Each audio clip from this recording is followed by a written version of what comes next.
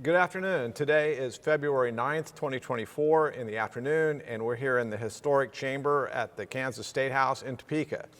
I'm Chris Courtwright, who served for 34 years working as an economist for the Kansas legislature and its nonpartisan research department before retiring in 2020. For full disclosure, Governor Kelly appointed me shortly thereafter to her bipartisan Council on Tax Reform, and I currently serve as a board member for a bipartisan 501c4 public policy-based organization known as Kansans First. Today, I'm privileged to interview former Representative Ed McKechnie, who has had a long, distinguished, and diverse career in public service. In addition to serving as a Democratic member of the Kansas legislature from 1991 to 2001, representing the Pittsburgh area, he was a member of the Kansas Bioscience Authority Board from 2007 to 2010, and a member of the Kansas Board of Regents from 2010 to 2014, including a year as its chair during a particularly tumultuous time, which I think we can get into a little bit later. Opting not to run in the 2000 election, you became for some 17 years the chief commercial officer for Watco, based there in Pittsburgh, which is a critically important company that offers integrated services of short-line railroads, terminals, and ports for various transportation modes and markets. Since 2017, you've been a business development consultant for the education, railroad, and energy sectors, and also stayed involved with any number of public policy development initiatives. A longtime resident of Southeast Kansas, Ed is a proud gorilla who graduated from Pittsburgh State University in 1986. Did I get most of that right? Man, that sounds great. I hope I live up to it. This interview with Mr. McKechnie is conducted on behalf of the Kansas Oral History Project, a not-for-profit corporation created for the purpose of interviewing former legislators and significant leaders in state government, particularly those who've served during the 1960s and subsequent decades.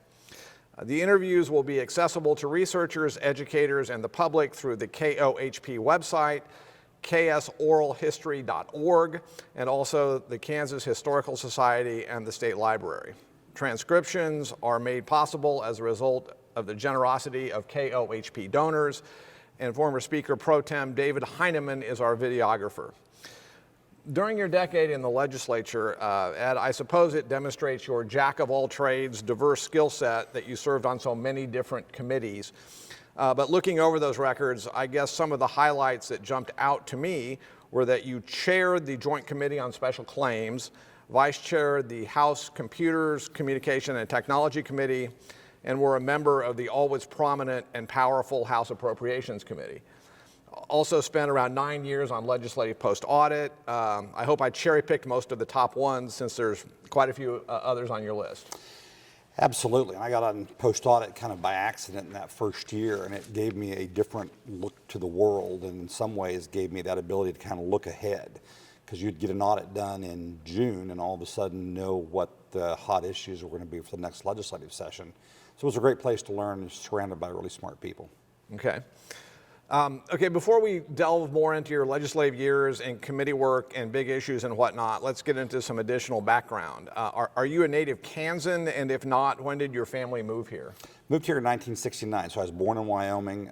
My mom moved to Pittsburgh. My dad lived in southern Arizona, so I would fly back and forth, but pretty much Kansan since '69, and this is where I identify from.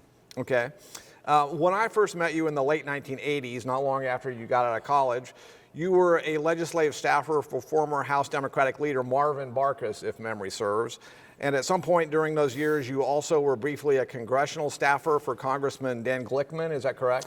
Yeah, so I started out in Carlin's office, and I was working on the docking campaign. It was the race we couldn't lose, and we somehow ended up losing it to then Speaker Mike Hayden. But that was where my first job with Tom Lang, and then a lot of those relationships just intertwined over the years. And so I spent time with, after Mike Hayden became governor and went back to D.C. for a while, figured out that I probably really enjoyed public service more than I first realized and wanted to get back into it, so I moved back closer, and then sitting here in this chamber decided I was going to run for the legislature, and did. Okay, so it seems that the politics and public service bug had been in your blood from a fairly early age. Can we start there, and can you tell us whether your family had any kind of history in politics, and maybe whether you had a mentor or a favorite college professor or anything who encouraged you to start down this very interesting career path? Yeah, so my dad was on the State Board of Agriculture in Wyoming, and there was no TV and there were no radios, and so we talked about politics from as early as I can remember, and then got involved in high school. I was student council president, and then just enjoyed talking to people, learning about how things worked and how the high school worked, and would show up and ask questions at some different times. And then, really, I'm kind of the luckiest guy, I get to admit today, that my political godmother was Joyce Allegrucci. And she coached me through those early years. And I can still remember a whole bunch of conversations that I had, very specific things, asking questions about. Because when I filed to run for office, I was only 26, and I looked like I was about 19, because I was skinny and had brown hair, and no matter how much I ate, I was losing weight because I was walking so much every night. And it was a great, that was really where it came from. Okay. Were other members of the House Democratic Caucus for whom you worked excited about your own entry into the 1990 race? And then before we get into the specifics of your first term, where you were going to go on to serve as part of the House majority, could you tell us about that 1990 race and who it was against and how close it was? Yeah, so I think people were, because we were doing well, so that was a seat we had to pick up in order to gain space. And so my former boss was Tom Lang, and so he was leading the Democrats' effort on elections. And so I ran against a guy by the name of John Lair, and then Frank Villamaria, and Frank's son was one of my best friends in high school, and so lots of local politics there. We knew all these different families, know all these people, so they're hard things to do. But yeah, I was excited to run, and went to bed on election night not knowing that we were in the majority, and didn't know that until the next day. The primary was interesting. I don't think I'd have won the general if I hadn't had a primary. So what that primary did was get me up, get me moving. Toughened you up, yeah. And really went out and knocked on a lot of doors. And that's why I really figured out that was an important thing. And both John and I were civil to each other in the campaign, and we still see each other today and shake hands and say hello. His son's very active in Special Olympics in the state. Just a great experience for me in that first election, figuring out that getting elected wasn't the easiest thing to do. Were there any people you ran across during this first time you're running your own campaign who you've interacted with and stayed in touch with over the years? This must have been a unique kind of experience for you. So yeah, there's a lot of things you remember from those campaigns, and the first $500 check I got was from a guy by the name of Gary Scheer, who ended up he was a lobbyist for Bank 4, ended up being lieutenant governor, and then I served with him on the Board of Regents. And so from the summer of '90, for literally 30 years, our lives kept intertwining with each other, and in and out of public policy when he became lieutenant governor.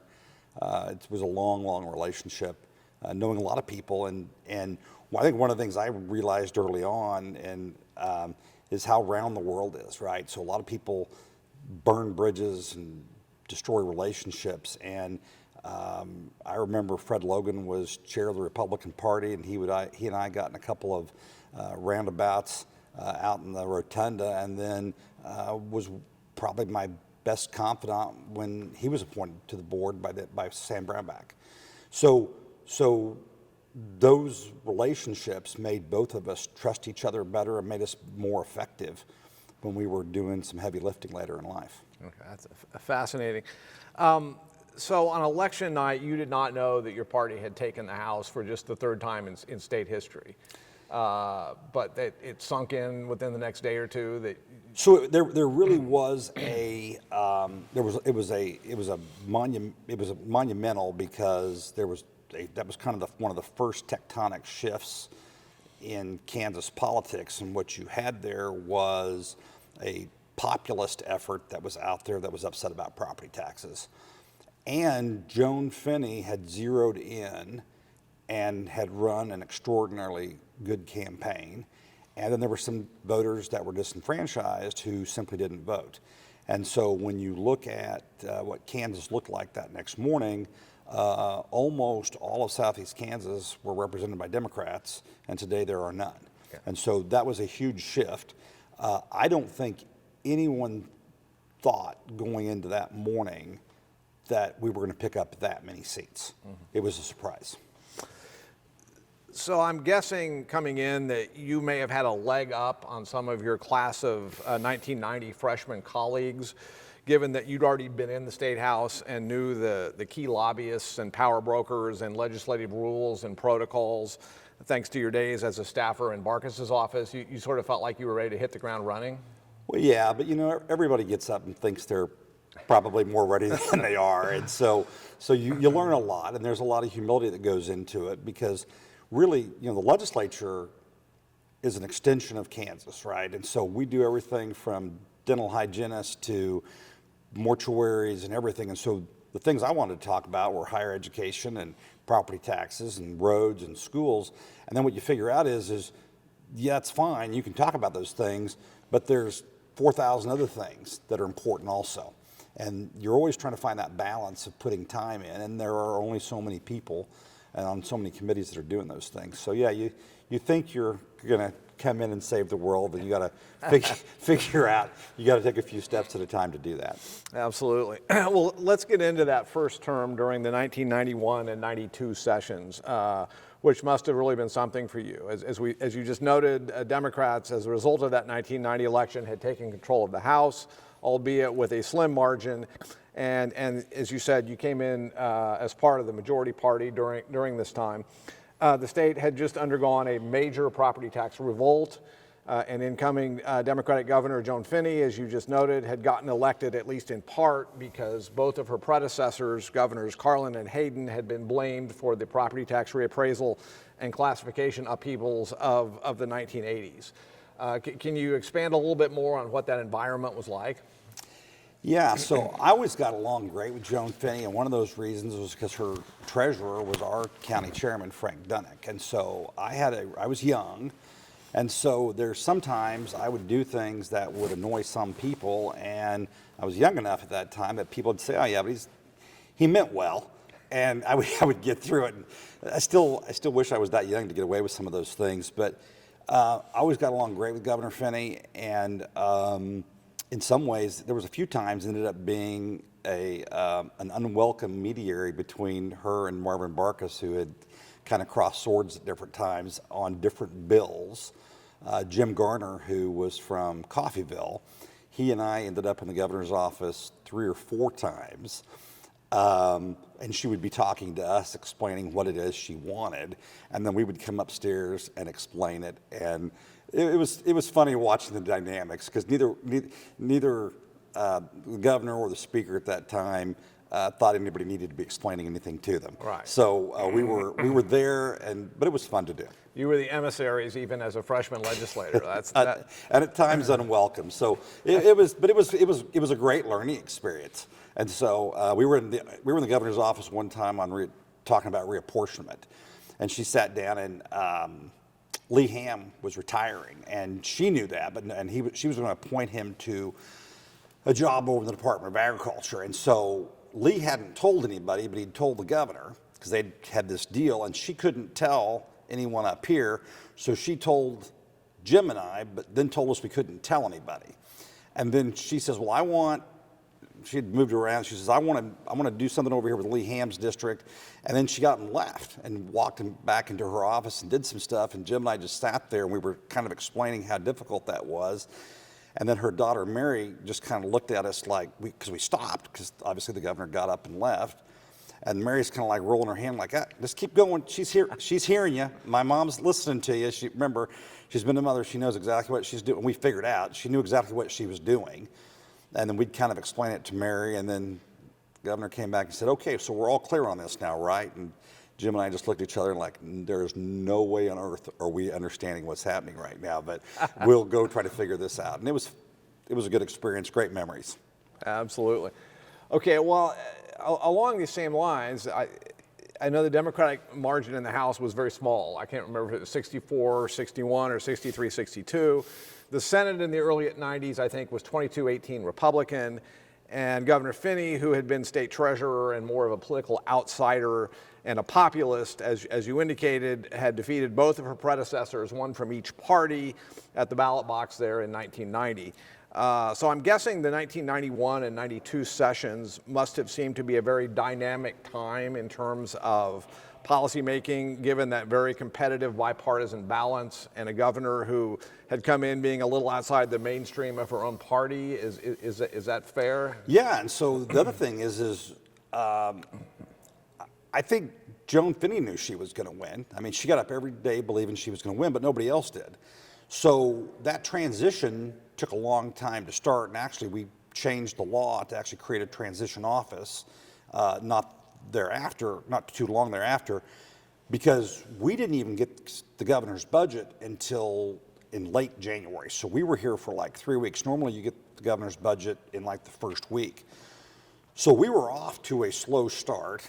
It's the third time in history. We had only like 2 people, which I think was Bill Reardon and Anthony Hensley, who had been in the previous majority, who tried to tell everybody how much work this was going to be. And it was a huge amount of work planning out the agenda and what you want to get done and managing floor time. And of course, incredible personalities. I mean, so the core of that, there was kind of 2 things about that first 2 years, is the people that Marvin had created, had elected and got attracted to the House were some amazing people. So Sebelius, Wagner, Bill Roy, Carol Sater, Gary Blumenthal, I mean, just all of them policy titans. And George Teagarden, I mean, literally, there were 63 people that loved every one of them, right? You were together. And then we had my other office mates, so there's Jim Garner and I together from Southeast Kansas, and we had Tom Love. And Tom was our 63rd guy. And Tom was a populist, right? And he was naturally suspicious. If everyone's voting for this, why are they voting for it? And so one of the things we got assigned was to coach Tom in this whole process. But Tom was not coachable, and he did not want to be coached. And so it was 62. The House was really 62, and Tom. And then we would have to work around Tom. And in reality, there were many times that was an incredible power that one person would have. And I remember there were some public policy things on school finance. We had several former administrators and several former school board members that simply were not going to allow us to do everything we wanted to do in the school finance bill. And all you had to do is get one of them to say they were going to vote for it, and that just stopped everything. And the Republicans were very good about forcing us to get to 63 before they would vote for it. And they would sit on the north side of the aisle and wait until we would get Love to vote yes, or Jack Wimpy, or Mel Minor. There was 3 or 4 guys that were making sure we didn't go too far. And that was that part of that moderate bent to the House that was very much omnipresent in that era. On the subject of school finance, I know it's been said that one of the key pieces of legislation during the latter half of the previous century was the historic rewrite of the state school finance law in 1992. What recollections do you have of all the effort and the dozens, if not hundreds, of different versions of that legislation that were under consideration during the 1992 session? So, well, actually you got to start in 91, because we passed the school finance bill. We did not do a good job on it. We had told ourselves we did. The governor vetoed it, and everybody's lost their mind. But she was right. The governor should have vetoed that bill because we hadn't done our best work. And nobody wants to be told that. And we were dinking around. It felt like it was almost June by the time we adjourned, because we had this special session. Or not special session, but the veto session. We actually passed the first budget in the veto session. We didn't even get the first budget passed until then. So then that takes you, so you veto school finance, and then you go right into summer interims. And to Marvin's credit, What Marvin was good at doing was being patient with other people. And he could doodle, he could sit there and listen. And what he would do is he would go put smart people in a room and tell them to go talk it out. And he would force people to stay and listen. And so you've got Wagner and you've got Rick Bowden and you've got other people that were all in there. And of course, at that time we had, I think in that majority, 3 or 4 folks from Johnson County. So that was a Democrat from Johnson County at the time was a very rare thing. And of course now, again, that's shifted also. But Shawnee Mission Public Schools were a big driver in the school finance bill. They were the ones that decided a whole bunch of things because they had, I think, the largest legislative delegation by far in the state. And so if there was going to be change, you had to make Gary Blumenthal happy, which was not an easy thing to do because he was extraordinarily passionate. He was a teacher in schools. And so he knew what teachers were going through, and he was extremely effective. And I remember coming upstairs in that 92 session where we ended up with a local option budget. And that was a compromise to get the Johnson County guys on. And so we got back in, I'm very proud of the fact I'm now elected on a local school board and we're still operating off of the same skeleton of school finance. It's different. There are some things that the legislature have added. I think a lot of good things they've added. But we're on the same skeleton of what we passed in 92, and it served the state very well. It made it fairer for all kids to give them a chance to learn. Okay. Before we jump ahead in time, I do want to ask you about chairing the Claims Committee. A lot of legislators and staffers who've worked on that panel over the years have had amusing stories to tell about claims against the state, most of which would end up not being paid, that people were seeking to get shoehorned into the annual claims bill. First of all, can you give us a quick lay description, better than the one I just did, about what the Claims Committee does, and then any funny or memorable anecdotes that you can recall from when you were the chair? Well, there was several, but the most important one was that's where I learned to count on people like you. So the staffer you had for that was Bill Wolf, who is maybe, I mean, he's like the perfect, no offense, but he's like the perfect legislative researcher, right? Everything he did was always perfect, and he was coachable, and he coached everyone, and he walked them through, and he saw things through the neutral lens of being an educator. And so that's where I kind of really got that door open. I knew people like Ben Barrett and Alan Conroy, and I'd talk to them. But then you start going down to the deeper level and into the agency and really starting to work with individual staffers. So I'm like 28 years old and chairing a committee, and there's a whole bunch of Republican legislators from the Senate that are like, who in the wide world of sports puts you in charge of this, and why should you be in charge of anything? But the other thing is the claims against the state is a very important committee because it's a court of equity. We're not supposed to decide right and wrong. What we were supposed to do was decide what was fair, and it was fair in our opinion. So there was we weren't stuck on precedent. We weren't stuck on what should have happened or could have happened or anything else. Our job was to figure out what should happen at that moment in time.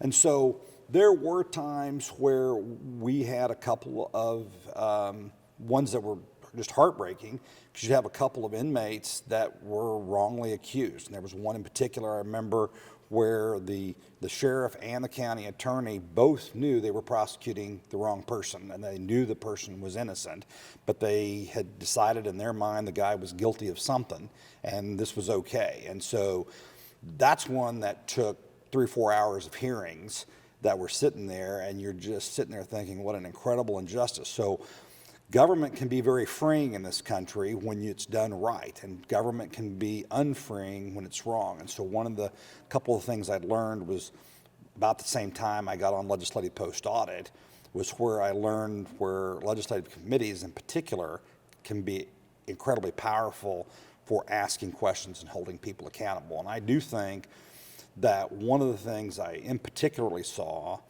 early on with the legislature is that colleagues would support each other, and that the enemy was the bureaucracy. Holding the bureaucracy accountable and asking questions Whether you agreed with the question or not, most of the time, most legislators would all stand together and say, you got to answer it. You've got to tell us the truth, and we're going to hold you accountable for it, because if you don't, then they can not afford you the same information the next day. And that would be also where I ended up on the Rules Committee later on in life, a couple years later, and spent a lot of time with everyone who was speaker and minority leaders, and trying to do a fair use of the rules, because the rules could be used against you or for you. And I always wanted them to be done justly and fairly. Understood. Okay, staying in the early 90s, we recall that during the 1992 election, even though Democrat Bill Clinton is elected president, Republicans locally did take the Kansas House chamber back by a few seats, moving you to the minority side of the aisle for the 93-94 biennium, which would also turn out to be the last years in office for Governor Finney. I've always thought she was such an interesting figure politically, and you've gotten into a little of this, but if you could, any more thoughts you have about characterizing your own relationship with her, not to mention her relationship with your caucus as well as the full legislature? So one of the things I learned from Joan Finney is always go into a restaurant with the back door and thank the cook and say hello to people. And I still enjoy talking to people, so I'll have people that are my family or just watch me just wander around a restaurant and talk to people, and I watched Joan Finney do that. And what she would be able to do is remember people that she had met, and she would always remember faces, and she could connect with them. So very, very much enjoyed that part of her. You know, it was always fun, because she would have a lot of ideas, and she was not much into process. She was much more into action and doing.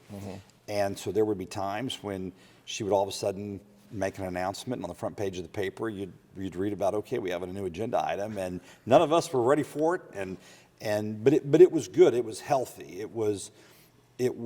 She represented what the people wanted at that time, and I think she did a very good job. And then so I don't think we were really ready. Quite honestly, we had 2 years where the Democrats had literally exhausted themselves in the chamber, and probably had we done less, we might have stayed in the majority one more round. But some people retired, and then quite frankly, people were just so exhausted they went home. And when we did pass the school finance bill, and we were also working in the transportation space with the transportation bill, there was an exhaustion of, I don't know how much more I can do this, right, with some of our older members. And then a couple of those guys got picked off, and we were back, and I think we dropped to 59. But that was also the rise of the conservative movement. And so what I would say is while I was only in a working majority, only barely, for 2 years, we were in an effective majority my next 8 years also, because we were always working between the moderates and conservatives, and then Governor Graves, to do public policy. So the caucus was very bright. We had a lot of smart people in there, and we did a number of things, working with both the conservatives and the moderates on the Republican side, further public policy that's still in effect today. Okay. Are there any other interesting characters or personalities you recall from the early 90s in particular? How well did legislative leadership get along with one another in this era? And also, I know that you served in the House, as you mentioned earlier, during this period with future Governor Kathleen Sebelius before she ran for insurance commissioner in 1994. What are your recollections of her as a lawmaker, and did you know she had a bright political future?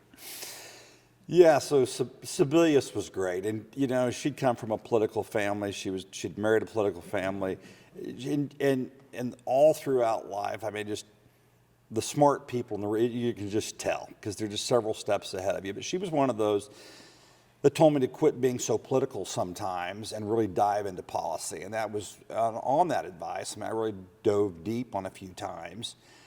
And when Tim Schallenberger got elected speaker, I was in the district next door to him, and Tim and I always got along. And we would go do coffees together when we weren't up here, and we would do some of those things. We did never vacation or anything like that together.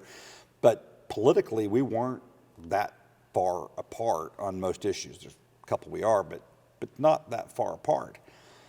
And so Tim, I got on rules when Tim was speaker, and then a lot of times Tim and I would be talking when he was in the chair and I was on the floor about what it was he wanted to accomplish and get done and what it was we were going to do. So Sebelius was, really enjoyed working with her. On the Republican side, you had Schallenberger and you had Robin Jennison. And then Tom Sawyer, who became leader after Barkus. Tom and I and Bill Reardon were friends.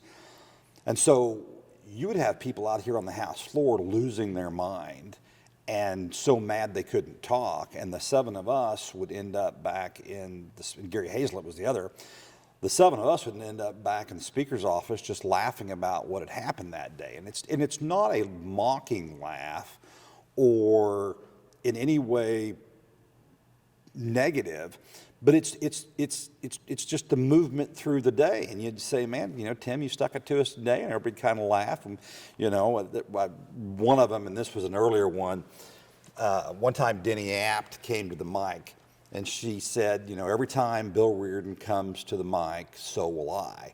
Well, everybody in the House just starts booing her and booing him. And when Reardon came back up with an amendment again, we all start booing him. The time to go back and sit down because nobody wanted Denny Apt to come back down and lecture us either, because this was on a school finance debate. People in the public might look at that and think we were being disrespectful or that somehow that was inappropriate, but that was very much the feel of the House then, right? You were expressing yourself, you were trying to have fun, you were going through the day. I'm glad we didn't have social media back then. I thought the legislature was actually better when it wasn't televised because you were able to laugh about a few things. And I think those things are important in any organization. You've got to have fun at work. And when you remove that fun from work, then what you have is what you see in Washington. Nobody knows each other. It is easy to be critical of each other, and it's easy to call someone a name and be hateful if you then don't go sit down and talk to them later on or go have dinner with them. And what I tried to do the whole time I was here was have at least a speaking relationship with everyone in the House. And everyone in the House I would say hi to. And I had some colleagues that didn't do that. And that was, I think, one of the reasons I was able to help get some things done. Right. You mentioned the ascendancy of the conservatives in the 90s and Speaker Schallenberger, who became Speaker in 95. And some of that starts with the 1994 election, which was a wipeout pretty much up and down the ballot for your party. Governor Finney had decided not to run again, and Kansas Secretary of State Bill Graves, a Republican, was elected after defeating Democratic Congressman Jim Slattery in the gubernatorial race. Graves was a moderate Republican, as you noted, but a great many Republicans elected to the House in that year in particular turned out to be more conservative than their new governor. So starting in 95, all of this set up, and you've alluded to this earlier, this interesting new dynamic for the balance of your legislative career, where there were some strong internal disagreements within the increasingly dominant Republican legislative majority, with Democrats on occasion being able to work more closely with Graves and at least some of the people in the GOP. Is that? Yeah, and I think Tom Sawyer and I worked well together, helping do that. I enjoyed sitting down and talking to Tony Powell and Phil Klein as much as I enjoyed hanging out with David Adkins, right? So there's the two ends.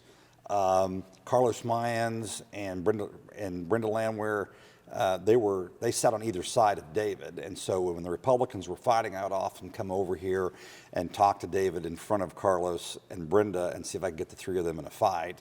And it was a lot of fun because there was always a way to pivot, but there were good things that happened from that. So if you look at the tobacco money, we worked with the conservatives to put that together in a way that the moderates didn't really want to and the governor didn't really want to.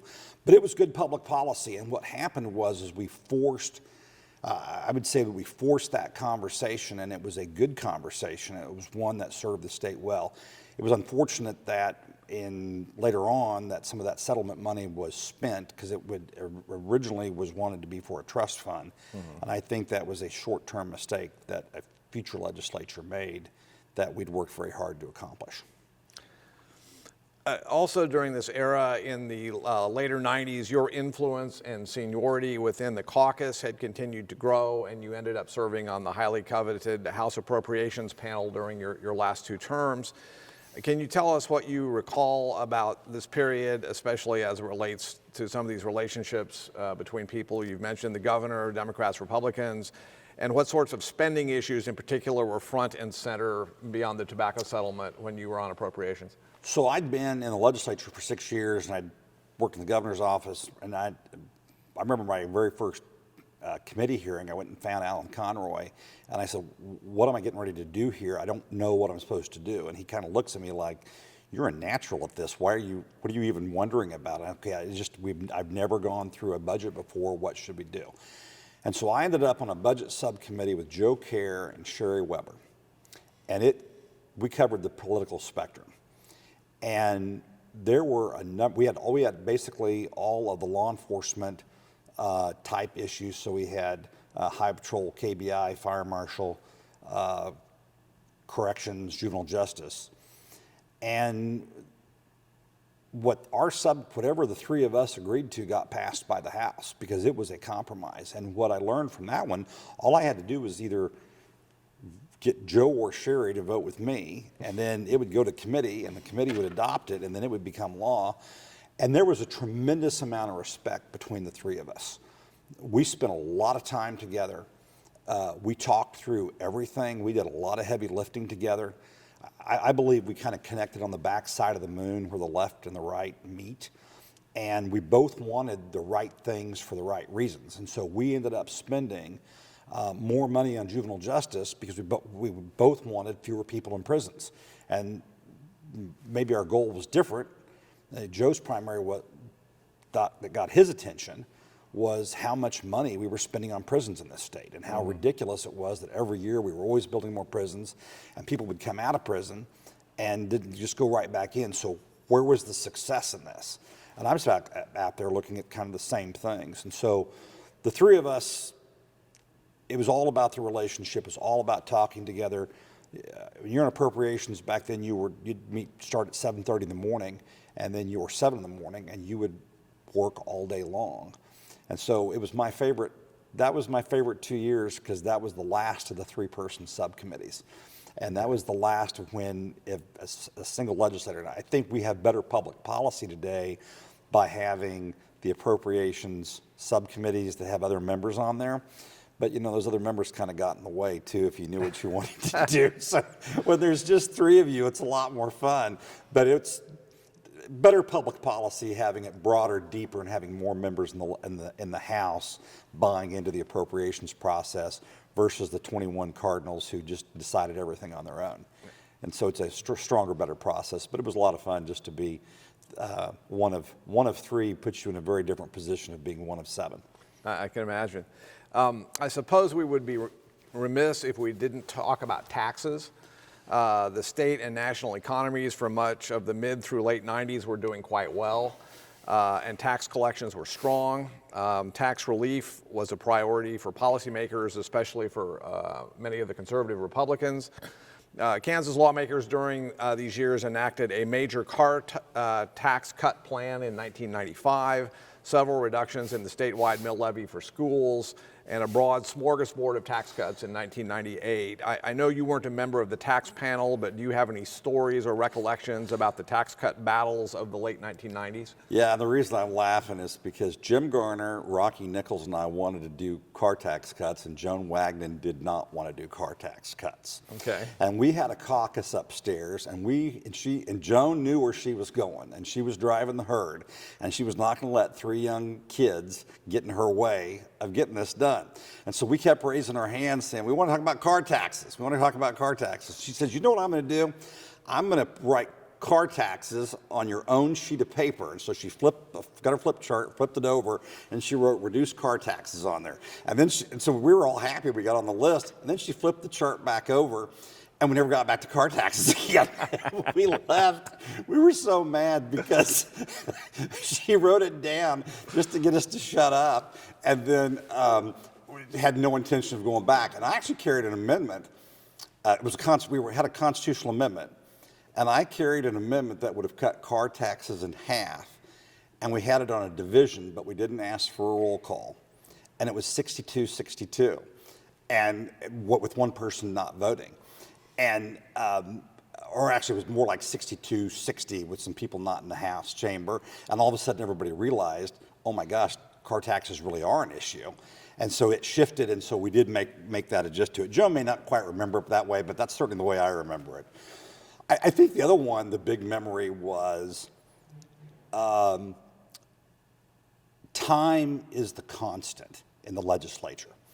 So there will come a day in May that the legislature is going to adjourn, and that will happen whenever the budget's passed. And when the budget passes, you've only got about 6 hours before, at most, before we're out of here and going home. And so what I learned from a very early age, when I was working here as a staffer, was the most important thing in the legislature, next to the relationship, was time. Because when you're out of time, they go home.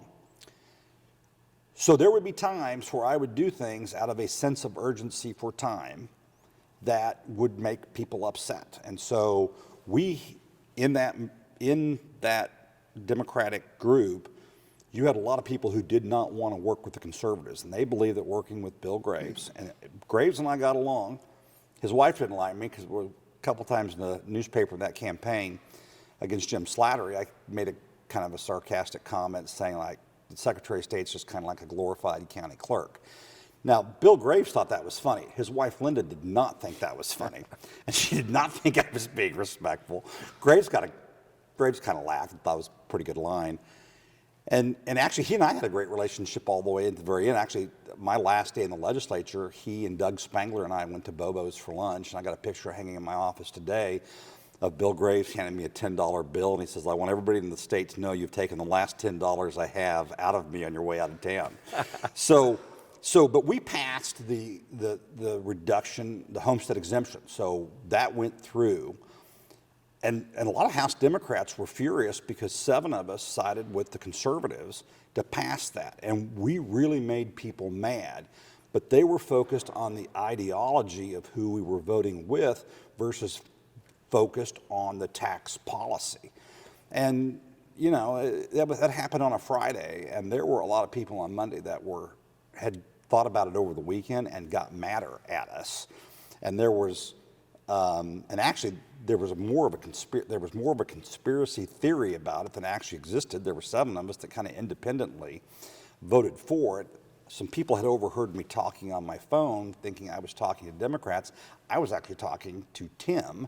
We were on emergency final action on that one, so we were the speakers in the chair, and Tim and I were talking through it, but I wasn't talking to anybody else. Spangler was the one out doing the whipping and working on the floor, and then some people just voted for it. And so that's still in law today. It was expanded, and I think it's going to be expanded again. Yes. And so something everybody got furious about, and I mean, I had to have a thick skin because there were people who were mad at me at that for over 10 years.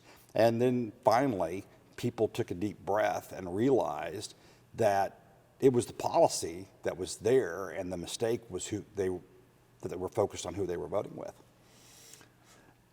Some of the more... I would have said, I'd have done it as mad as everybody got at me. If I had the chance to do it over again, I'd have done it exactly the same way because it was the right thing to do. And what I have found is when you do things for the right reason, when you do things because you know in your heart that it's right and you're voting for your district, that it is, people will give you leeway for that. And I think that was an important one. That was an important win for those people who are starting out in life and trying to be a homeowner. Yeah. As you indicated, I think history has vindicated you. This is the residential homestead exemption from the mandatory school finance levy, which has proven to be quite popular. It was expanded here a couple years ago, and now both probably again people in both soon. parties are talking about expanding it yet again this year. Some of the more fascinating backstories always seem to involve battles over reapportionment. Anything about map drawing controversies that you recall or would like to share? Well, Jim Garner and I did the first map for Southeast Kansas, and so we were in the majority, and Rochelle Chronister was our worthy opponent. And so Rochelle came in and gave her map and walked through it, and of course we had wanted nothing to do with that map. But what we realized is Rochelle had run 42 circles around us, and we had no idea what we were doing. And so we had planned to go eat, Jim and I had planned to go eat that night, and instead we were here till about 3 o'clock in the morning, and we went through every precinct. This was before you had the big computer, and so we were still doing a lot by hand. And we had gotten our own version of the map, and we had written the populations of every precinct in Southeast Kansas out. And by the time we came back to the Capitol the next morning, we still probably didn't know as much as Rochelle, because I'm not sure you can ever know as much as she did. But we were on par with her, and we went toe-to-toe for the rest of the time on that. And that was a really important and critical meeting for me, was to be how much more you can be prepared in a meeting and how important that was. And I appreciated Rochelle handing us our shorts on that one, because I made sure that never happened again. But it sure happened that first night, and it was a little awkward. And then the other one, of course, is when we went down to Governor Finney's office and came back upstairs and were emissaries to Marvin, who was having a headache because he was trying to lose weight and eating apples. And we had just kind of went in and said, hey, the governor has asked us to come up and tell you whatever the message was. And it wasn't too well received. And so we had to kind of take a deep breath and work through that. And, people are tired by that time of the year. So when you get to the end of a legislative session, people are tired, feelings get bruised, people get hurt, and you just kind of have to take a deep breath and work through it. And so there were times where along the way, could have done a little bit better on the delivery of things, but in the end, they were good memories, and we had good public policy that came out of it. You opted not to run for re-election in 2000. Is there any kind of backstory there? Had you decided it was time to move on? I know this was around the time you went to work at Watco. Yeah, so I didn't have a job. So in the 98 election, I'm out knocking on doors, and went out before the time change. So I'm out knocking in October, and I knocked on about 15 doors, and about 10 people were home, and 5 people talked to me about how I should be more pro-life, and the other 5 talked to me about how I should be more pro-choice, and that whatever my position was wrong. And I went home and I said, I'm married at the time, and came home and I said, I don't think I'm running for re-election again. This is not where I want to be. I won that, I got elected that race, and but still I saw where the conversation was going, and which is not where I wanted to be, and it's not what I wanted to go be beaten up on. Because you can talk about tax policy, you can talk about transportation, you can find common ground on those, but when a person has an issue that is so core to who they are, there's not a compromise on that. I know I wouldn't expect a person to compromise, but yet this is a place of compromise. And so that was when I decided. I had the most fun, because the only 2 people in the world who knew I wasn't running for re-election when I came through the door in '99 was my wife and I. And so I had a very freeing 2 years, and people would say, man, you're having fun this session. I'm like, yes, I am. It was liberating. It was a liberating 2 years where I was able to do everything I wanted to get done and just enjoy myself. Okay, we're soon going to get into your days with the Bioscience Authority and Board of Regents, but Kansas Oral History Project officials are in the process of pulling together a special sub-project on rivers, roads, and railroads, and I've been asked at this point to give you a chance to tell us a little bit about Watco and short-line railroads and everything you were involved with working there. So a lot of those former relationships came into place, and so I went to work for Watco, and they were a growing company, and one of the things that they had figured out was that government's an essential part of the railroad industry. Railroads have special place in federal law, and you're navigating space that's very important. And so I go to work for Watco, had begun doing some stuff in business development, started wandering around trying to figure out where customers were, really learning the railroad business. Went to a meeting in western Kansas, And at that time, the railroad out there was called the Central Kansas Railroad. And the people who owned it were going to scrap it and pick up the rail and sell it and make a whole bunch of money off it. Well, the state did not want that to happen because it would end up having put about 2 million truck miles, 2 million trucks on the road, 200,000 trucks, about 2 million truck miles on the road. And KDOT was not excited about having a bunch of overweight, heavy grain trucks moving through central Kansas, tearing up roads, and they were freaking out on the thing. So worked with the Department of Transportation to preserve that railroad, which ran from Wichita out to Towner, Colorado, and through the central part of the state. And it was an essential part. So what short-line railroads do, they're the first mile, last mile of the rail network. And so as a continental nation, half of all the freight in the United States moves by rail. At some point, almost everything you touch, especially when you get around the energy and especially when coal was being used for power supply, railroads are just an essential part of it. What you have is short lines are what American Eagle is to American Airlines. And so when you go out there in rural or sparsely populated areas, you have short line railroads that go out there and serve them in a lower cost model than what the Class 1s do. So we're very fortunate. We've got 6 Class 1 railroads that are the envy of the world. They move freight across the country in record time, and then they hand those off to short line railroads like we have here in Kansas. And so we built a rail network that goes all the way from Towner, Colorado, back through southeast Kansas, and then down through Tulsa and back into southwest Oklahoma, all connected. And so we ended up moving, a lot of the prehistoric Oklahoma has the iron ore from Arkansas washed into it. So that's why the dirt is red in Oklahoma. You can't make concrete out of sand that has rust in it because that then rusts the rebar.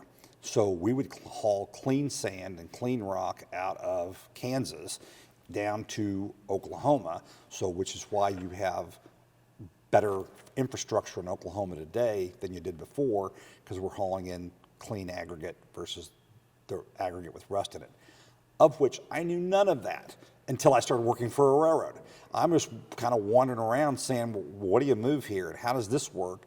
And literally it was like being a legislator again. I had no idea what I was doing except I knew how to ask questions. And I would ask and I would ask and I'd ask, and I would finally figure out something to move by rail. And that's what we did. Interesting. Okay, getting back into your public service, you served on the Kansas Bioscience Authority from 2007 to 2010.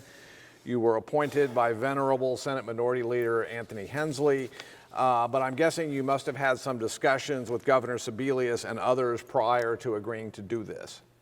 I did, and so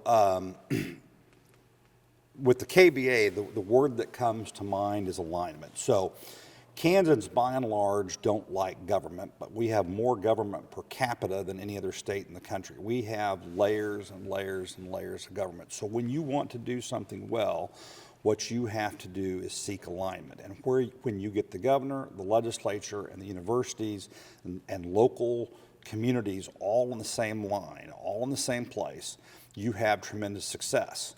One of the most important votes I made, and several people, the majority made, was when we took the University of Kansas Hospital out of the Board of Regents and created its own hospital authority.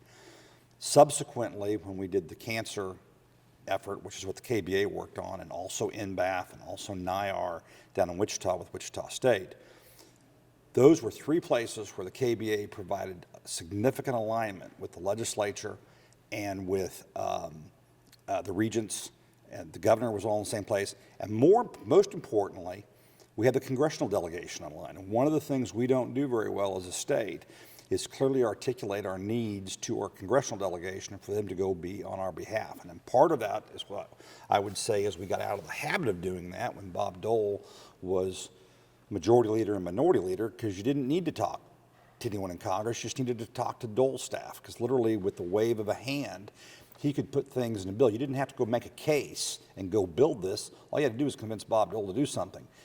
We haven't had a guy like that in a while, and so we certainly have with Senator Moran. He is he is nearing that level of effectiveness. But getting that alignment was very, very important, and that's where we were successful. So I was put on the KBA. Senator Hensley appointed me, and I think this goes back to my days on legislative post-audit and on rules, and was basically told that the KBA was probably operating a little bit looser than they wanted it to be, and that they asked me to go in and make sure that we were holding people accountable, and I got elected to be treasurer. And during the meltdown in 2010, had $30 million of state money deposited in Credit Suisse, and was very concerned because this is when banks were closing, and I was absolutely horrified that Credit Suisse would go upside down and I'd be treasurer of the KBA, and all of a sudden $30 million would be gone. And I was very certain my mother would not be happy if she saw that, and neither would anybody else. But there was a good experience, and I really learned about the importance of alignment, and still talk about that today, that where we are more in alignment, the more effective we are as a state, and we should be seeking that more and more. But Kathleen told me to go in there and get the place cleaned up. I had her private number. I was supposed to call her whenever there was a problem. And we shifted a few things around. I would give her a few phone calls, and I asked her a couple times if she wanted me to take care of it. And she says, no, I got this one. And she would call and fix things. And so she was a very effective governor. She was a great communicator. You could very much, she liked to learn. She liked to be effective. And she would call and give very specific directions about what she wanted. And if I thought they were reasonable, certainly wanted to work with her to do that.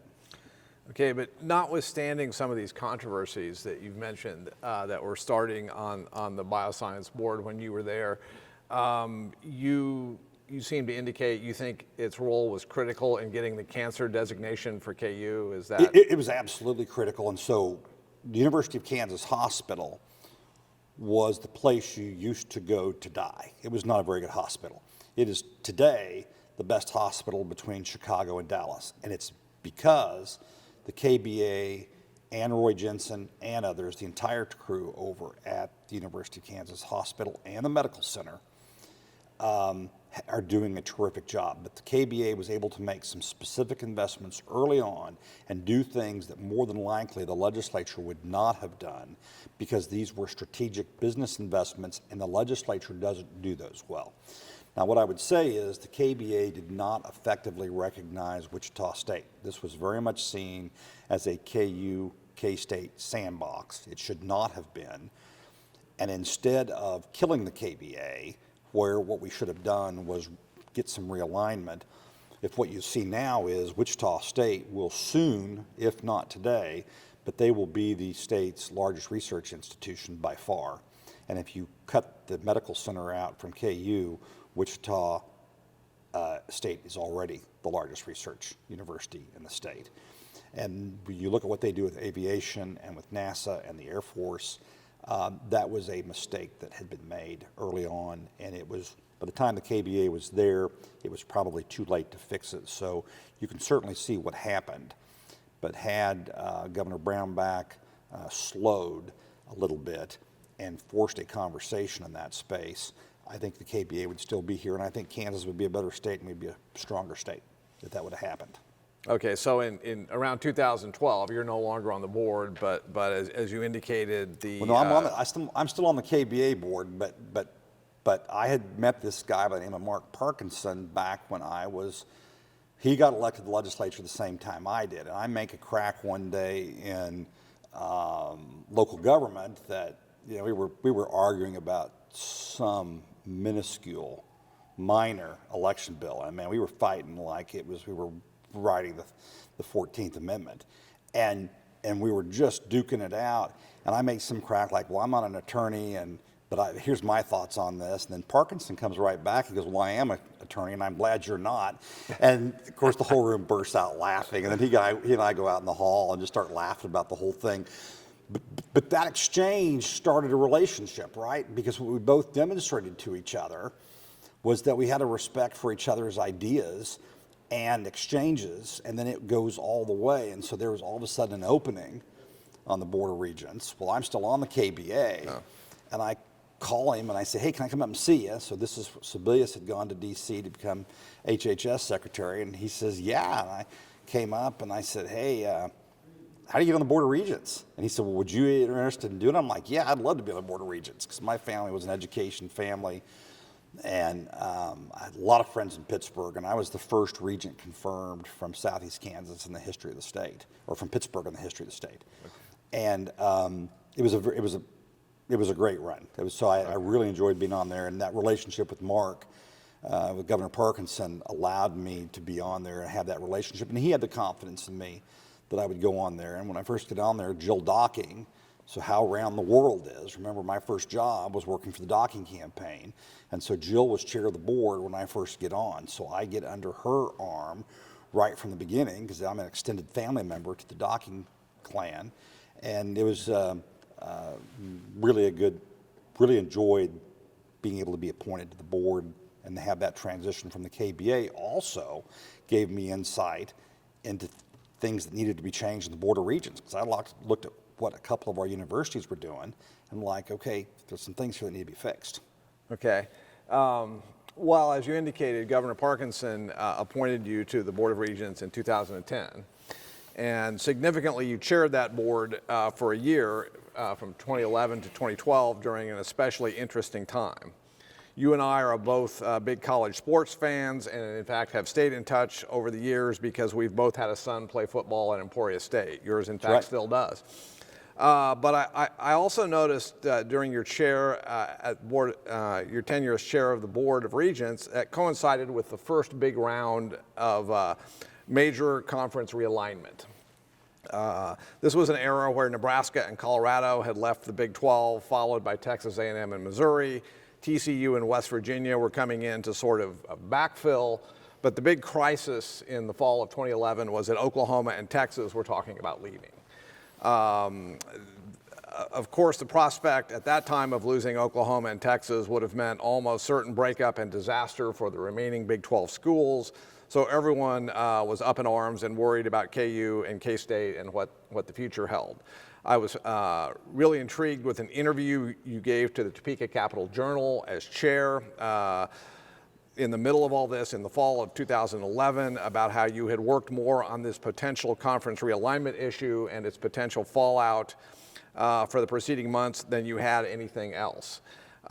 You made at that time, some 13 years ago now, what I thought turned out to be some very prescient remarks about how even if Oklahoma and Texas were to ultimately leave, you were confident the conference was going to be okay and would be able to find some additional BCS level newcomers who could come in and stabilize everything and keep the Big 12 alive as one of the power conferences. Now it turns out more than a decade later that is pretty much exactly what has happened, even as we are finally waving goodbye to the Sooners and Longhorns. So I guess, Mr. Chairman, this is your chance to take a victory lap regarding your comments from 2011. Tell us what you were dealing with internally at the Board of Regents during this time. I'm smiling and laughing because it was just such a tumultuous time. So round one starts a month after I'm on the Board of Regents.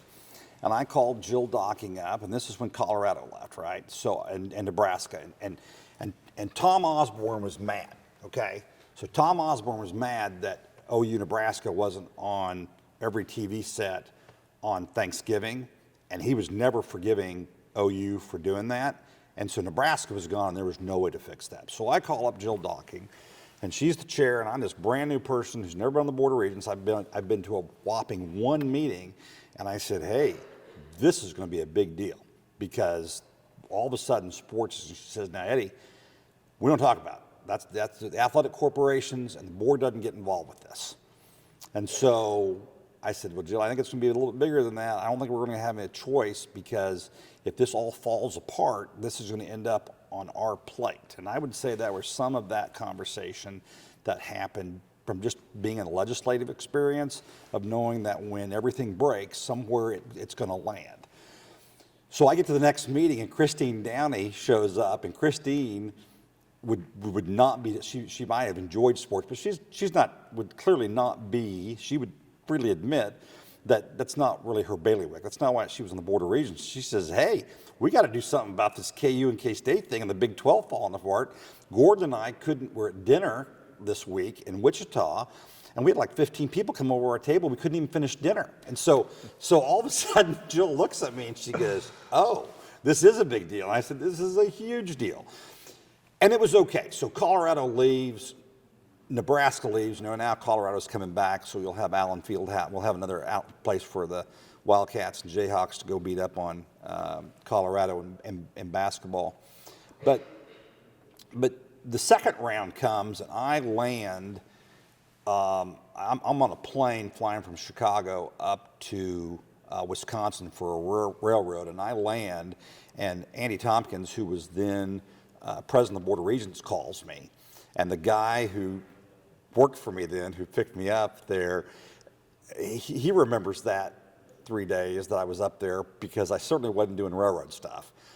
We were in complete, full-blown meltdown, but there was some important relationships there. Kansas was extraordinarily well served, and some of these guys I'm going to talk about, history will demonstrate that they were great for Kansas. So John Curry over at Kansas State was the athletic director, was a tremendous advocate for Kansas State.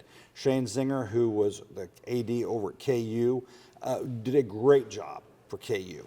You had Bernadette Gray-Little and you had Kirk Schultz, who were new into this, right? But I'd had relationships, so I met John Weefald 3 months after he got hired, okay, back in 87. And so I'd had a relationship with Weefald that had gone back for 15 years. He's no longer president, but he is zeroed in on K-State. And I had a personal relationship with Gene Budig, who'd been chancellor of the University of Kansas. And if you've met Gene Budig, I mean, the guy was a 2-star in the Air Force, and the guy could command a room, and he did. And I very, very much had a tremendous amount of respect for both of those guys. And so I would spend time in the day talking to Curry and Zinger about what was actually happening, and then would have back-channel conversations with both Budig and Weefald to try to get the lay of the land. Because the one thing we could not allow to have happened without it being in the absolute worst-case scenario is KU going to one conference and K-State ending up in the Mountain West. This is really Bill Snyder's really starting to hit his stride and really turning K-State football is well into turning K-State football around, and K-State football is at this point really a power. And the idea of K-State ending up in the Mountain West and KU ending up in the Big X or the Pac-12 and having that happen on our watch, again, there is that sense. I've always had a sense of history about certain things that I would get very nervous about and want to make sure I was putting extra effort into, because having K-State end up out west and KU someplace else would not have been good. So we spent weeks working on that. Mizzou ended up kind of double timing us on the whole thing. They were very much holding everybody accountable, and all of a sudden nobody from Mizzou would return phone calls, and then we figured out, oh, it's because they're off cutting their own deal. The boards had never really been into athletics, and so I had to call and track down. I didn't know how to find these guys, right? So the guy who chaired the OU Board of Regents was an orthodontist, and so he'd be fixing teeth all day, and he'd call me like at 7 or 8 o'clock at night, talk to the Texas guys, and talk to the guys at TCU. And they were very, very effective. Now, the TCU Board of Regents, they actually had a regent assigned to working on TCU athletics, okay, which was really weird, because they were literally in the office, which I thought was too much. But they spent a lot of time educating us and telling us about what's going on, and it was us and Iowa State that spent the most time talking with each other and being the ones that were most firm. We also spent the most time working with, we also spent a lot of time working with Oklahoma State. So those 4 schools were all together. Okay, so I gather there was some consensus on the board with this opinion that you had that KU and K-State should not have ended up in different conferences, or were opinions more split on this? No, so we had some tough work to do in this space because, as everyone probably knows, KU and K-State both have athletic corporations. And the position of the athletic corporations were that they could do whatever they wanted to do. And I know the position of the board was, we don't really want to get into this, but you don't have the right to do whatever you want to do. There is a difference between those two theories. So we actually had to have a conversation where we went back through and walked the departments through the issue of, yes, you're corporations, but your shareholder is the office of the president of Kansas State, and your shareholder is the office of the chancellor of the University of Kansas. Those are both entities under the Board of Regents, and so we're telling you, you're not just going to cut and run and we find out about it the next morning. In the end, I think had KU wanted to go to the Big Ten, I think that might have happened. But our job, and I think the right thing to do, was to hold everyone's feet to the fire under the belief that our schools could be competitive. Now, where we're at right now, Houston's coming in, which is kind of funny because back then I'd mentioned, well, why don't we just go get Houston and Louisville, bring them in? And of course, the eye roll from the two athletic corporations at the time were just, I mean, you could just hear that issue dying right in front of them. Of course, Houston's coming in now, and if you look at the Big 12 race, it's KU and Houston are at the top of this. So, but the precedent we set and the decision we had to remind the universities of is, you are the University of Kansas. You're not the university in Lawrence. You're not the University of Northeast Kansas, and at Kansas State, you are Kansas State University. You're not the University in Manhattan. You belong to the people of Kansas. And that was an important precedent, not just to set at the athletic corporation levels, but there's also other subdivisions of the universities, what we call the affiliates, that, yeah, you may be an affiliate and you may have a separate corporation and you may be out there charged to do specific things, but in the end, you are owned by the people of Kansas. And that was a very important precedent we set, and future boards have held everyone accountable to that. And that was, I would say, there are some people who knew that, but that certainly had to be reaffirmed at that time. And it was not overly well received, but the board was unanimous in its position that that's where we were. And I would say Kirk Schultz and Bernadette Gray-Little completely embraced that, understood, and they knew that was the right thing to do. Okay. And there's nothing worse than college athletics. There is no one. You aren't Bill Snyder's boss, and you're not Bill Self's boss. We are lucky to have two great men in those positions, but at best you are co-workers with them, and you are driving two organizations that have incredible following. And Frank Martin, who was one of the more polite university coaches to me as a regent of anyone I'd ever met, when Frank Martin left, there were people they were madder than heck. And we got a lot of K-State people in Southeast Kansas, and they were madder than heck that somehow or another we let Frank Martin go, and subsequently they got over it. But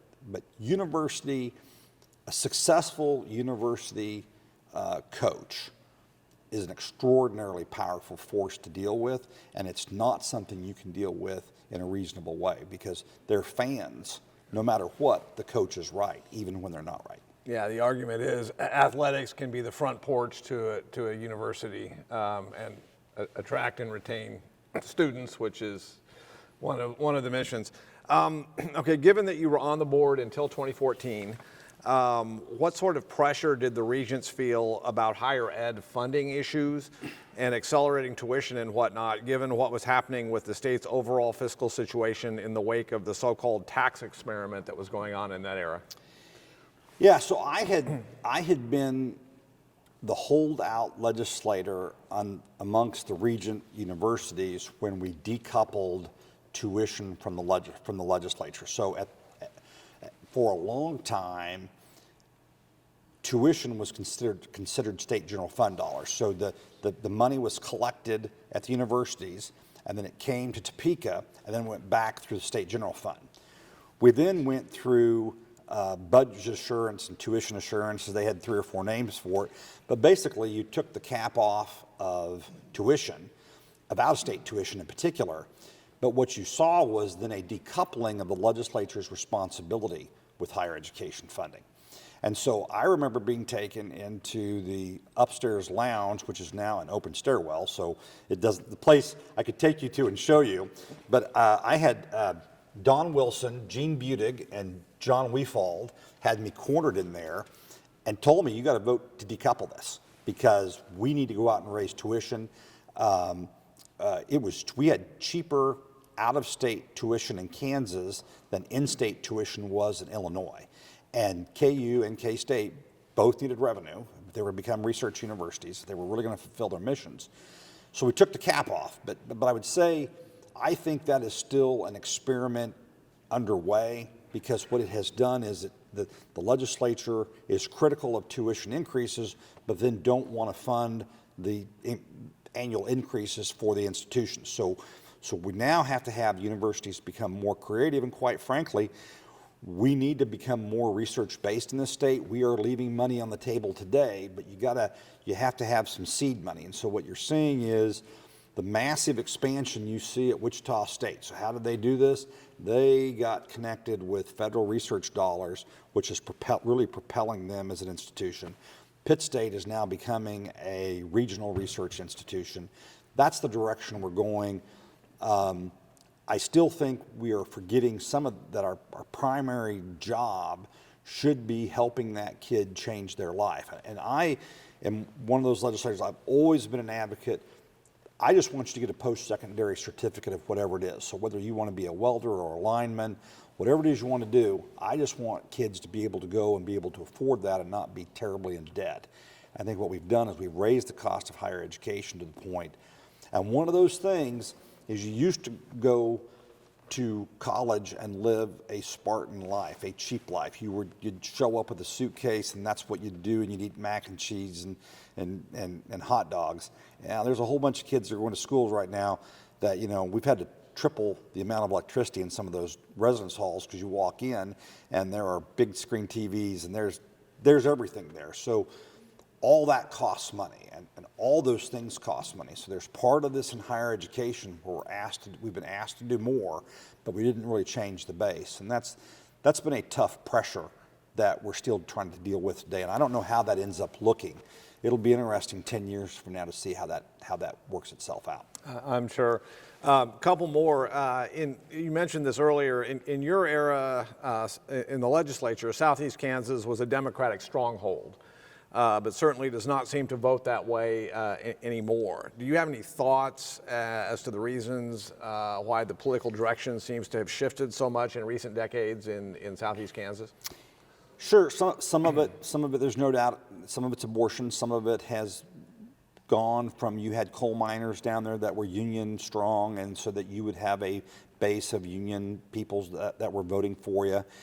I do think at the federal level, the national politics of especially things like Mexico and NAFTA and things like that, whether you liked him or not, Trump redoing the NAFTA vote or the NAFTA treaty was extraordinary political brilliance. I don't think anybody else would have said, I'm willing to just trash this and go this alone. Which is why there's this group of people out there that like him, because he's literally willing to just throw things in the wind and see where they land. And there are a group of people who like that, and there's a lot of folks in Southeast Kansas who like that. So I think also you look at the political mainstream of the Democratic Party, and they're off on the two coasts, and it's harder for that identification. I think when you talk to Democrats in Kansas, I think they represent the middle. I think they're there where public education is what people still care about. But there's been that shift that has been hard to get people elected in, because we shouldn't be applying litmus tests anywhere. Each party should welcome people how they feel comfortable. And I think both sides are the no labels movement is a result of who both sides criticize, but that is a result of having to pass an absolute litmus test on the left or an absolute litmus test on the right. And I was often in the middle on that. And so I can tell you, there were times we would talk about being Democrats and that we were always open and we were willing to hear people's ideas. Well, we're always willing to hear them until those different ideas are different than ours. And then we're not nearly as thrilled about them. But I think that's been one of the big shifts down there. And it's unfortunate. I think communities are better served when you have competitive races and you get better candidates. Anything else you want to add about what the future holds for you? Will I see you at some Hornet football games this fall? Absolutely. So I got hopefully 4 years on the road. Jackson is a Hornet now, so Stinger's up. And I spend time driving back and forth between Pittsburgh and Emporia. I do wish we had built a diagonal highway across the state now, because it's now a series of left and right turns to get from Pittsburgh to Emporia. I'm doing some work with Pitt State right now, and we've done some work in reading, and I hope later on this session we'll see some work from that. And we have too many kids that graduate high school that can't read, and it's fueling those people who don't support public education. And so we should fix the challenges with reading because it's the right thing to do, but we also need to be aware that the public is restless in this space right now, and the public wants action. And by and large, what I have learned through my life is the legislature and Congress only do two things really well, which is nothing and then overreact. And by and large, what you can do is take a step at a time. Instead of overreacting, the public's better served. Thank you so much for your time today. Thank you very much. Appreciate it.